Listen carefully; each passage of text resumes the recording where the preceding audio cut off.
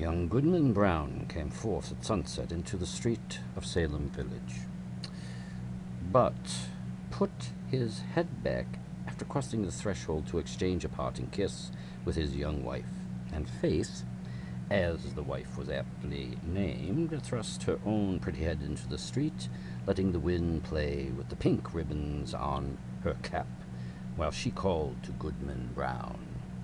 "Dearest heart," whispered she softly and rather sadly when her lips were close to his ear, "prithee, put off your journey until sunrise and sleep in your own bed tonight. A lone woman is troubled with such dreams and such thoughts that she's afeard of herself sometimes. Pray tarry with me this night, dear husband of all nights in the year."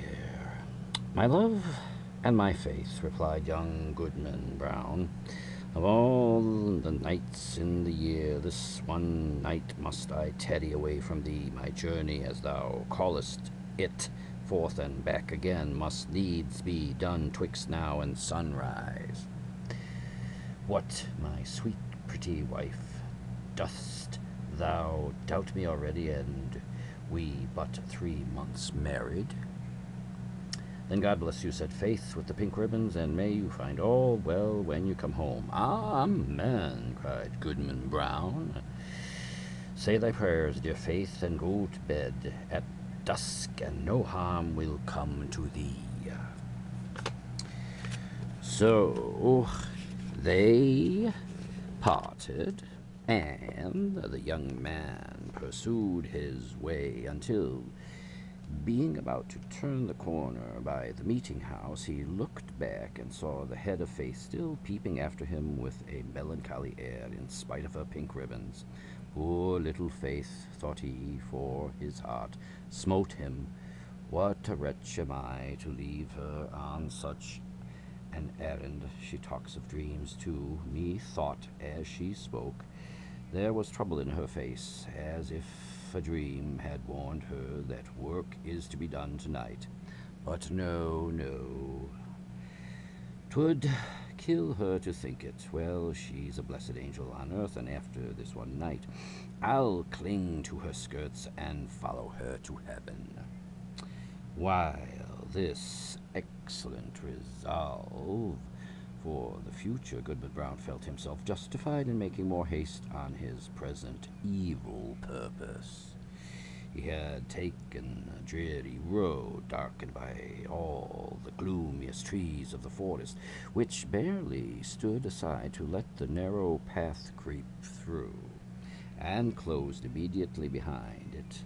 Was all as lonely as could be, and there is this peculiarity in such a solitude that the traveler knows not who may be concealed by the innumerable trunks and the thick boughs overhead, so that, with lonely footsteps, he may yet be passing through an unseen multitude.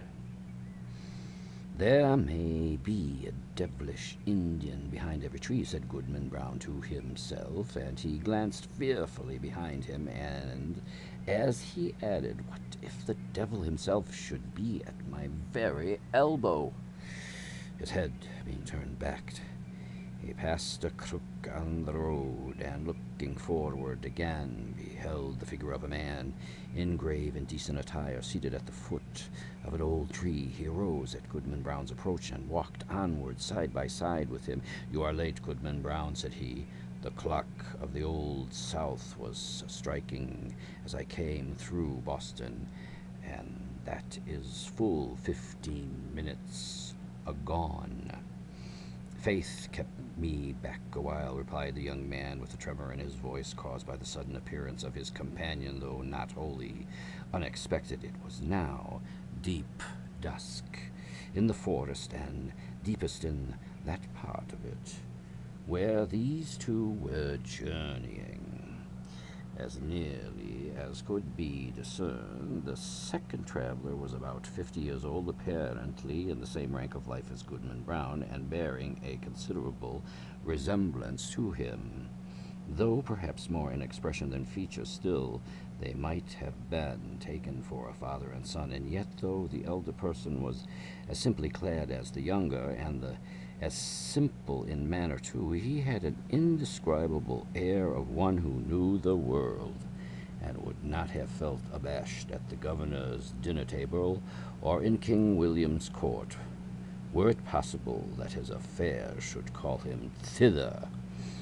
But the only thing about him that could be fixed upon as remarkable was his staff, which bore the likeness of a great black snake, so curiously wrought that it might almost be seen to twist and wriggle itself like a living serpent. This, of course, must have been an ocular deception assisted by the uncertain light.